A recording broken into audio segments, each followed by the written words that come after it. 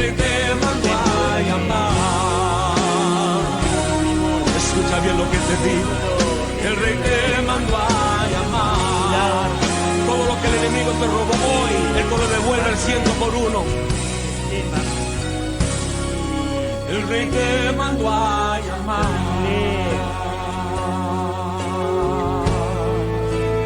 ¿Cómo estamos necesitando y cómo? Cada uno de nosotros, cada bendito ser humano, en el día a día, en el transcurso de la vida, edificamos nuestra vida.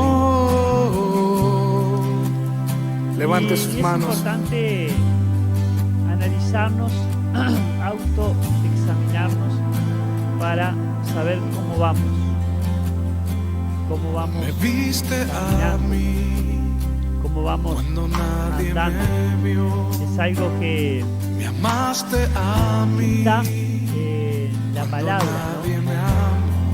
El Me examinar, viste a examinar mí todo, cuando el de tener lo nadie bueno, me vio. el Me estar frente a la amaste presencia a de Dios mí. y clamar a Dios para que Él nos examine, mirar nuestras vidas a la luz de Dios. Vieron que cuando uno prende una luz, si estamos oscura, puede ver todo lo que tenemos alrededor, si hay imperfecciones. Acá uno con la luz prendida ve que el yeso tiene algunas imperfecciones, que tenemos que pintarlo.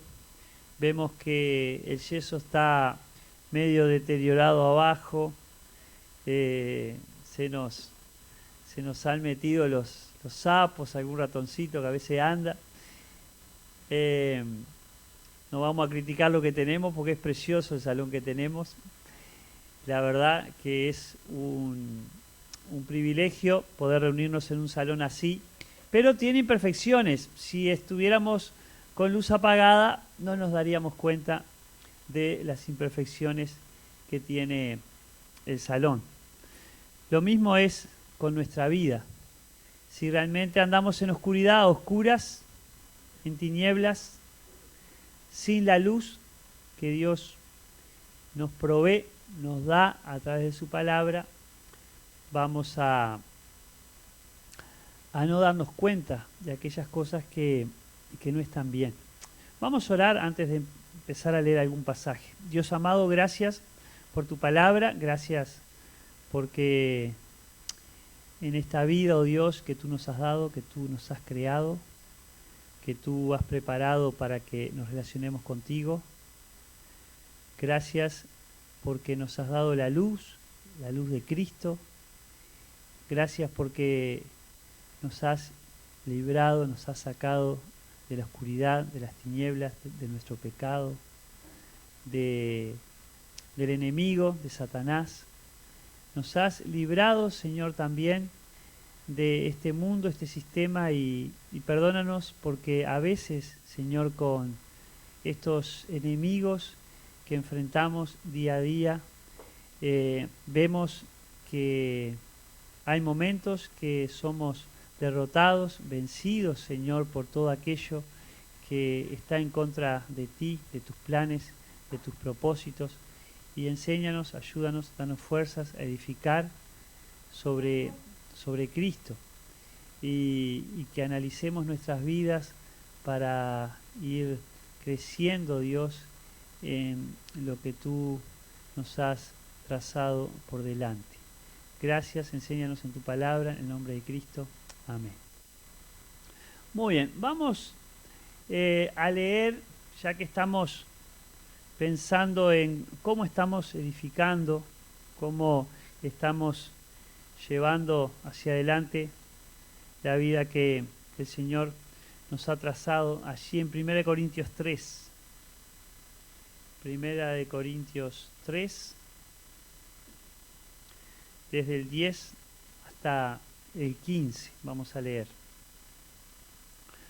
Primera carta de Pablo a los Corintios, capítulo 13. Dice así: conforme a la gracia de Dios que me ha sido dada, yo como perito arquitecto puse el fundamento, y otro edifica encima, pero cada uno mire cómo sobreedifica. Porque nadie puede poner otro fundamento que el que está puesto, el cual es Jesucristo. Y si sobre este fundamento alguno edificare oro, plata, piedras preciosas, madera, heno, hojarasca, la obra de cada uno se hará manifiesta, porque el día la declarará, pues por el fuego será revelada, y la obra de cada uno, cual sea, el fuego la probará. Si permaneciere la obra de alguno que sobreedificó, recibirá recompensa. Si la obra de alguno se quemare, él sufrirá pérdida, si bien él mismo será salvo, aunque así como por fuego. Es importante que la salvación de Dios está apoyada en Jesucristo. Es importante que no por las cosas que yo haga, la forma en que yo agrade o intente agradar a Dios, voy a tener la salvación. Porque en la vida hay muchas personas con buenas intenciones. En la vida hay muchas personas que llevan, se rigen por un camino de vida, una moral bastante correcta. En la vida hay muchas personas religiosas que intentan, con su esfuerzo humano, llevar una forma de vida bastante digna. Pero edificar la vida solamente en una persona moralmente aceptada no es lo que Dios aprueba totalmente, y menos para la salvación del alma, la eternidad. ¿Qué quiero decir con esto? No sé si está saliendo por las redes. Bueno, me pueden tirar con algo. Pero muchos religiosos, muchas personas que tienen una buena vida y practican principios de vida adecuados y correctos, van a ir al infierno. Uy, ¿cómo está diciendo eso? Cuando me preparaba en el tema de inglés, me acuerdo una profesora particular que tenía, como de 80 años más o menos, ya en niveles un poco avanzados. Era muy católica la señora. Y le predicaba de Jesucristo, le predicaba el Evangelio.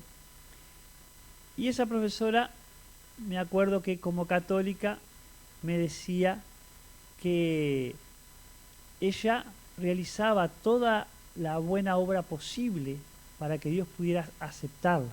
Cuando le mencionaba que esa obra que ella realizaba era algo correcto, pero no le servía para nada, para que Dios la recibiera. Y la pobre profesora se me ponía muy nerviosa defendiendo su teoría de que sí, de que Dios la iba a aceptar por la obra buena que ella hacía. Y día tras día le predicaba y le iba aflojando el acelerador porque se me agitaba la profesora ya con sus años y me daba miedo de que le diera algo al corazón, pero yo tenía el objetivo de que su corazón fuera transformado por Cristo. Y una de las cosas que le repetía era Efesios 2, 8 y 9, que dice, por gracia, porque por gracia sois salvos, por medio de la fe. Y esto no es de vosotros, pues es don, es un regalo de Dios, no por obra, para que nadie se gloríe. Somos salvos por gracia, por regalo de Dios, no por las obras que hagamos. Está bien hacer buenas obras, pero no sirve de nada para que Dios nos reciba en el cielo. Somos salvos por gracia, es un regalo de Dios, es una obra de Dios a través de Jesucristo que murió en la cruz, cargó nuestro pecado, nuestra maldad, el santo, el bueno de Dios, resucitó al tercer día para darnos perdón y vida eterna. Pero bueno, ya cuando llegaba al versículo 10, el ahogo de la pobre profe ya era muy fuerte. Día tras día, pero hete aquí que llego un día al instituto donde ella tenía en su casa el salón de clase y aparece un cartel. ¿Y qué decía el cartel? ¿Alguien sabe? Muy inteligente, Leo. Cerrado por duelo. Creo que no la maté. Se le terminó, Dios dijo, hasta aquí va usted y ya se le venció la licencia. Pero me hizo reflexionar, digo, qué triste que muchas personas vayan al infierno. No digo que ella haya ido al infierno o al cielo, porque eso Dios solo lo sabe, si en el último aliento de su vida no clamó al Señor. Puede haber pasado y me la puedo encontrar en el cielo, pues yo sí sé que voy al cielo. No por lo que yo haya hecho, pobre de mí, por Jesucristo, que es Dios, se hizo hombre, cargó mi pecado en la cruz, me salvó, me perdonó, me dio vida eterna y día a día perdona mis pecados, mis ofensas, mi maldad. Pero qué triste aquellos que les predicamos y están edificando su vida sobre qué, como leímos, sobre aquellas cosas que se queman, aquellas cosas que perecen, aquellas cosas que el fuego las va a destruir, como leímos ahí en el versículo 12. Sobre este fundamento alguno edificare oro, plata, piedras preciosas, madera, heno, hojarasca. La obra de cada uno será manifiesta porque el día la declarará. Pero acá se refiere a nosotros, a los que ya tenemos a Jesucristo. Porque podemos haber sido salvos por Cristo, podemos haber confiado en la obra de Cristo, en la persona de Cristo, pero de repente nuestra vida no es edificada sobre Cristo. Y edificamos esta vida cristiana que Dios nos regaló, el tener a Cristo en el corazón, sobre cosas que perecen, sobre cosas que no tienen sentido. El fundamento de nosotros no está siendo Cristo. Y qué interesante es que lo primero para empezar con una buena cimentación, una buena base, una buena estructura en nuestra vida es reconocer a Cristo como Dios y Señor en nuestros corazones. ¿Ya lo has hecho? ¿Ya tienes a Cristo en el corazón? Es importante que me haga esa pregunta. ¿Se acuerdan que al principio empezamos diciendo que somos aquellos que edificamos, vamos armando nuestra vida? Pero qué importante es que tú pienses si realmente el cimiento está apoyado en Jesucristo. Porque somos salvos solo por la obra de Dios en la cruz, por gracia, por regalo de Dios. Capaz que has venido porque te traen, pienso en toda esa gurizada ahí, hijos de creyente. Qué bueno que estén acá, qué notable que estén escuchando la palabra. Hay una gurizada preciosa, hijos de creyente. Preciosos gurises, vienen a todas las reuniones. Si fuera por presencia, unos cuantos estaban en el cielo de primera.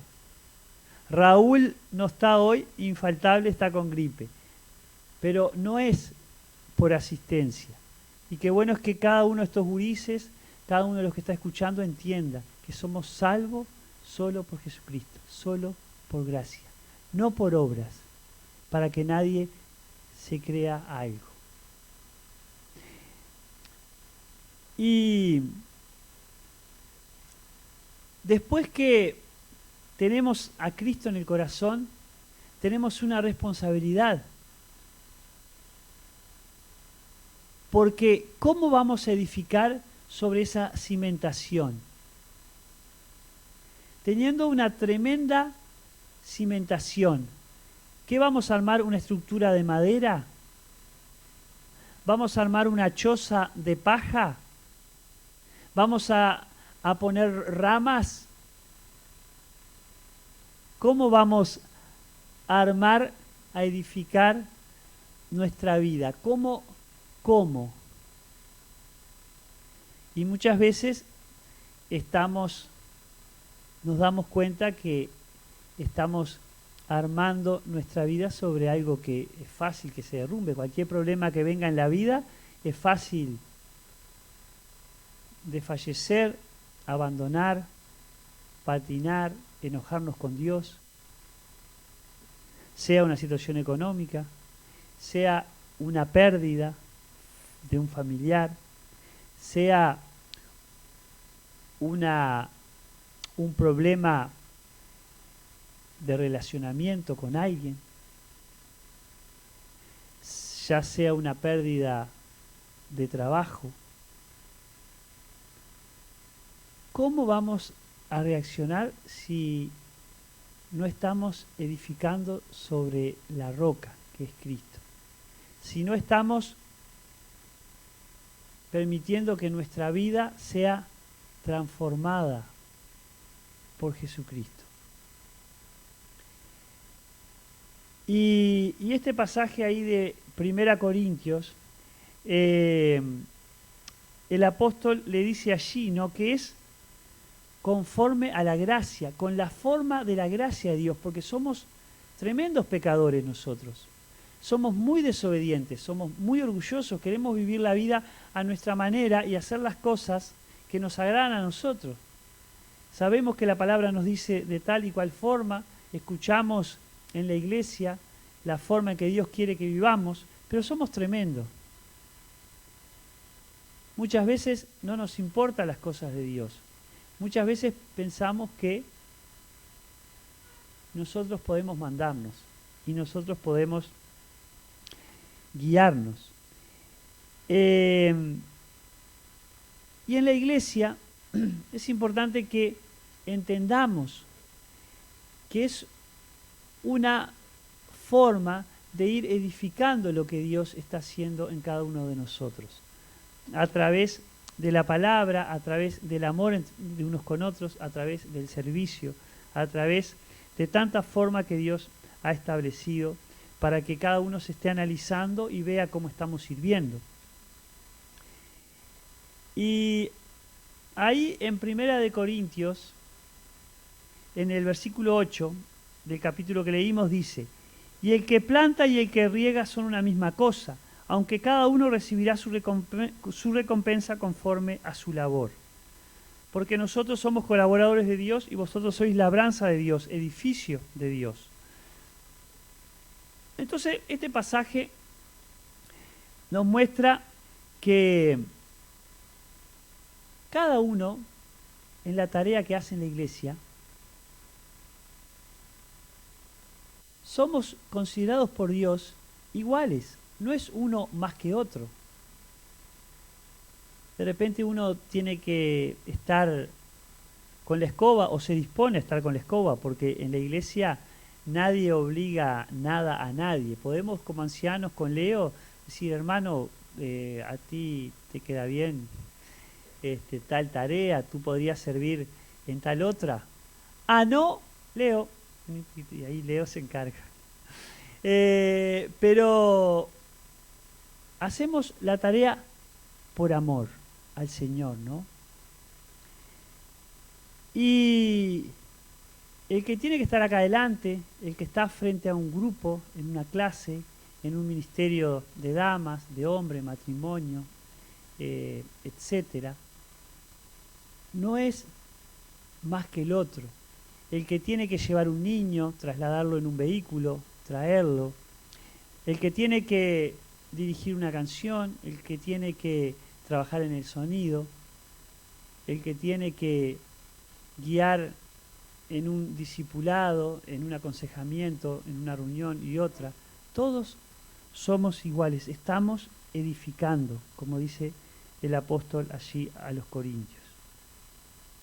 Somos una misma cosa, pero Dios ve los corazones. Dios ve tu corazón y el mío.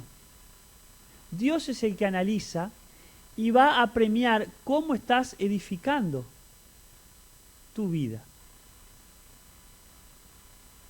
¿Cómo estás sirviendo a Dios? ¿Con qué objetivo?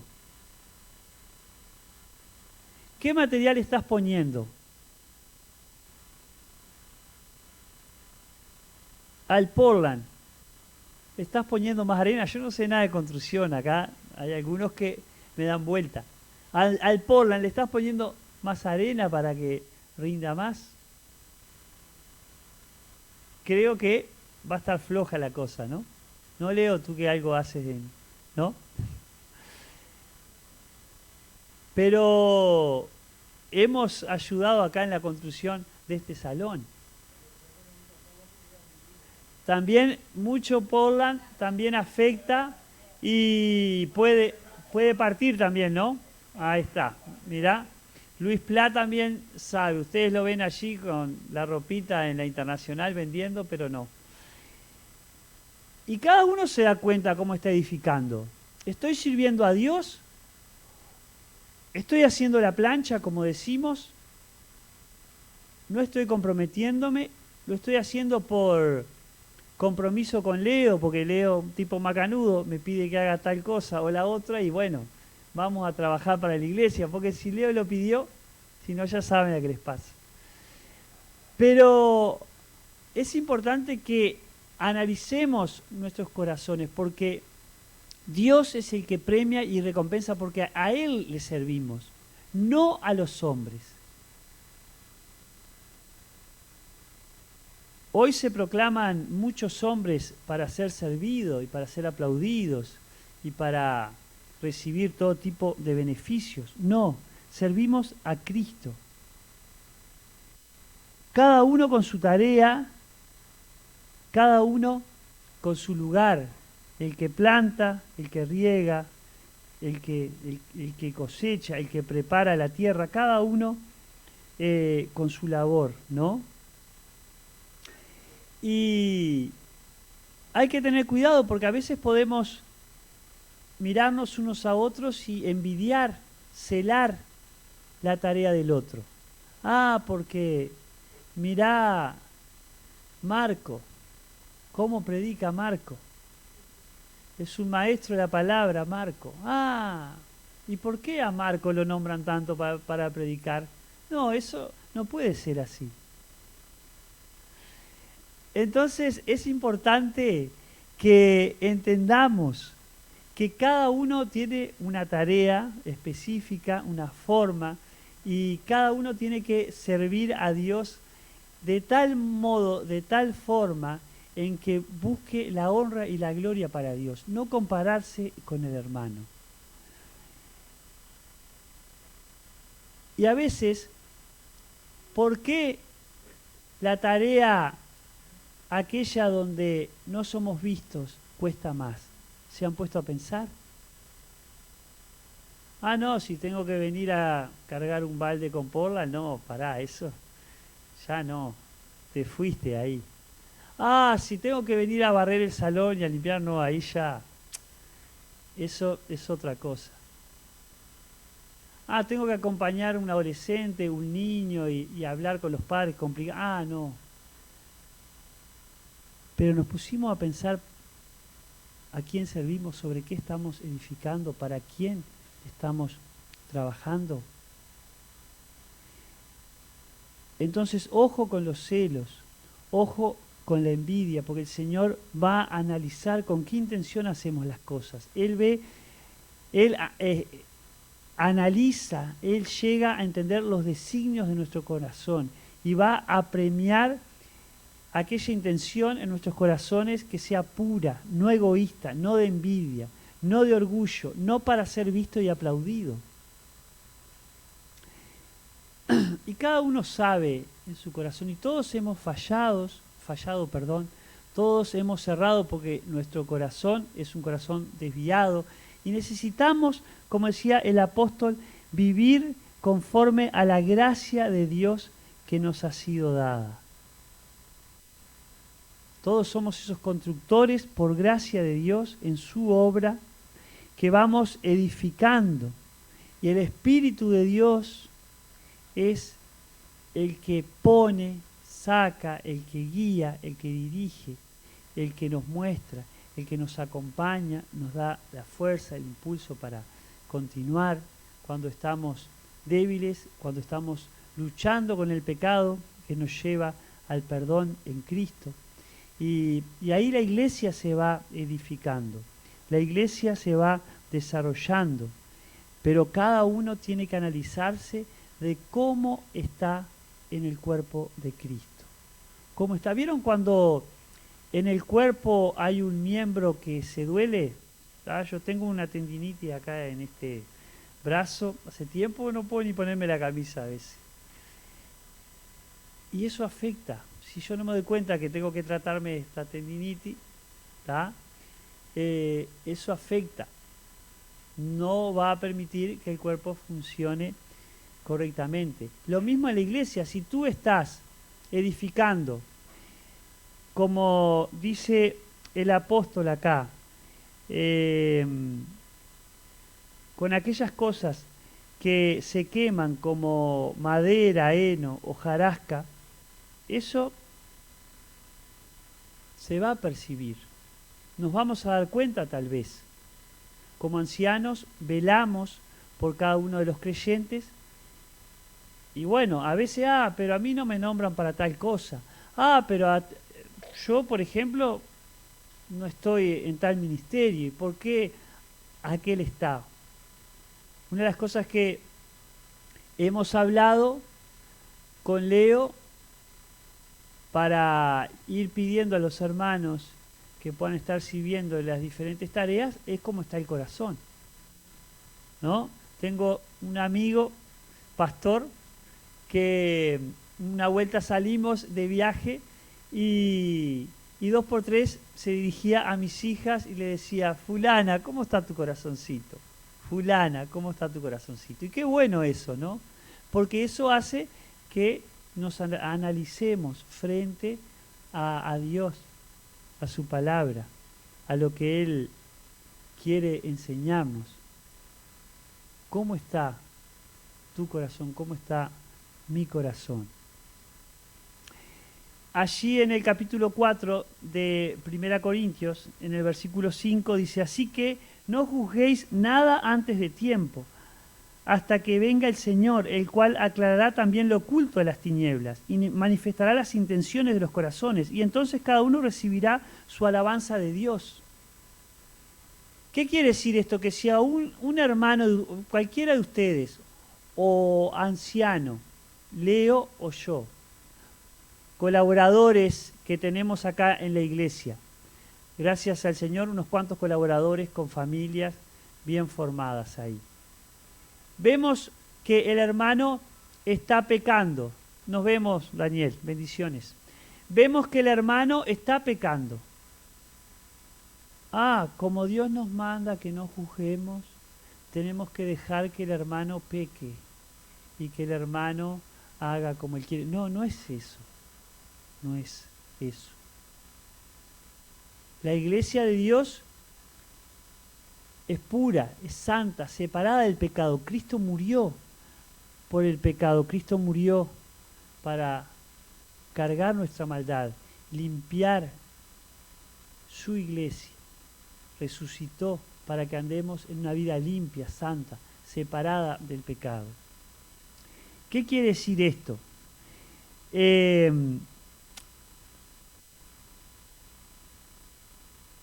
dice que no debemos juzgar nada antes de tiempo, hasta que venga el Señor. Yo no puedo decir, porque mira Luis Pla en el Ministerio de Hombre, encargado de la comida.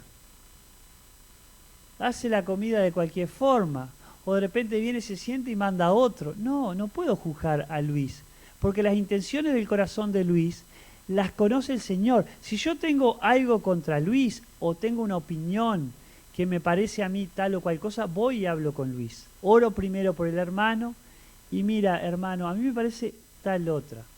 Me parece que le falta un poquito de sal a la comida. Pero vieron cómo es, no podemos juzgar, hablar con otro y otro y otro sobre lo que el hermano está haciendo o dejando de hacer, porque el Señor, cuando Él venga, Él también, en ese trabajo que tiene de recompensar y de juzgar la obra de cada uno de nosotros, Él es el único capacitado para esa tarea. Y Él es el único que va a aclarar también lo oculto de las tinieblas. ¿Qué había en mi corazón? Sucio, pecador, muchas veces, en tinieblas, en oscuridad, que estaba prevaleciendo sobre el Espíritu de Dios. Mi carne estaba jugándome una mala pasada, pero es Dios el que va a examinar y el que va a manifestar las intenciones de los corazones. ¿Cuántas intenciones desviadas tenemos muchas veces? ¿O no? ¿O soy solo yo acá que tengo intenciones medias retorcidas a veces? Somos todos, ¿no? Tenemos intenciones muchas veces que no son las adecuadas, que no son las de Dios. Entonces, el Señor es el que va a manifestar las intenciones, ¿no?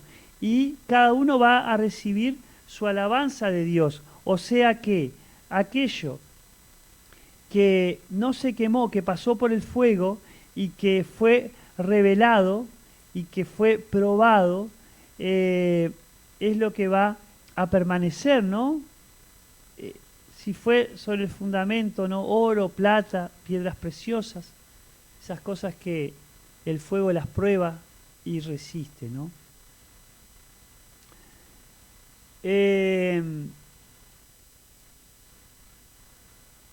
Y este versículo 5 nos lleva a analizarnos y a ver cómo estoy edificando, cómo estoy sirviendo. Pero mirándome a mí, no al hermano, porque cada uno, como leímos ahí, va a dar cuenta al Señor. Cada uno va a tener la alabanza o reprobación del Señor. Ahí en Juan 21, quiero leerles en Juan, ese capítulo, unos versículos.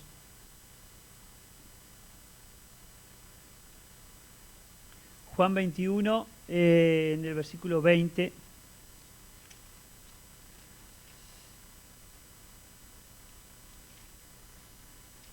Dice así,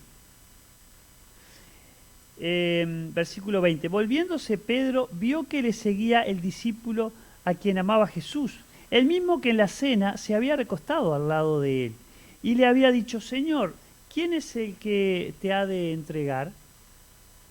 Cuando Pedro le vio, dijo a Jesús: Señor, ¿y qué de éste?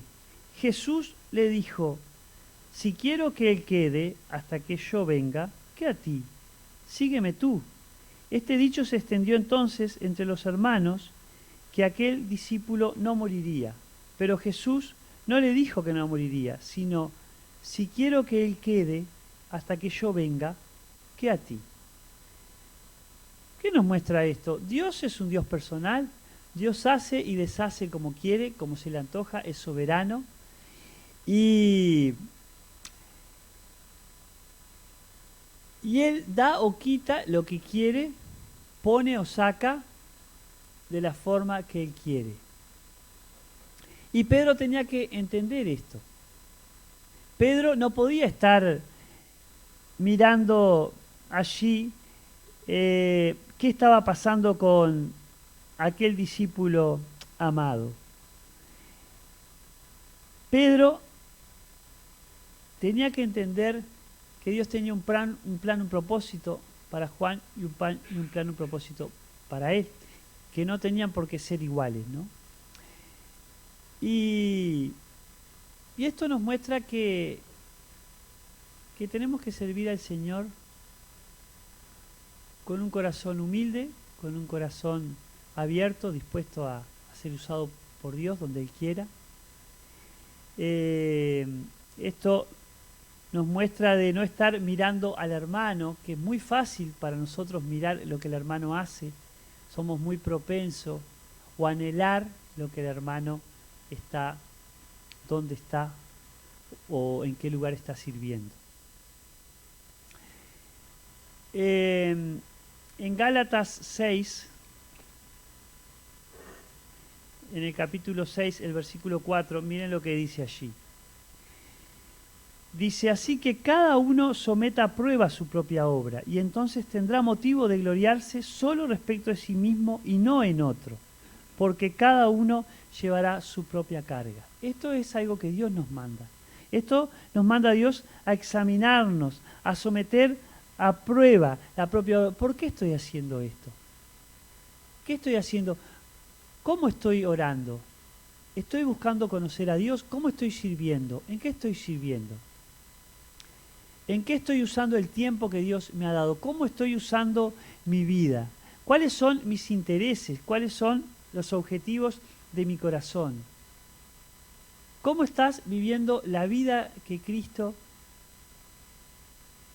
ha logrado contigo a través de tanto sacrificio y dolor? ¿Cómo la estás viviendo? ¿Buscas un lugar en la iglesia o te esfuerzas con todo para honrar a Cristo, para servir a Cristo? ¿Cuáles son tus intereses, las intenciones de tu corazón? ¿Por qué cosa estás corriendo? ¿Qué metas estás teniendo? ¿Qué planes estás buscando? ¿En qué estás invirtiendo tu tiempo? Todos tenemos tiempo. ¿En qué lo estamos invirtiendo? Tu dinero. Muchas veces nos damos cuenta que estamos invirtiendo tiempo y dinero en aquello que perece, no que permanece. ¿Qué es lo que te quita el sueño? ¿Sobre qué estamos edificando? ¿Cómo estamos edificando nuestra vida? Es bueno que reflexionemos. Dice ahí en Romanos 2,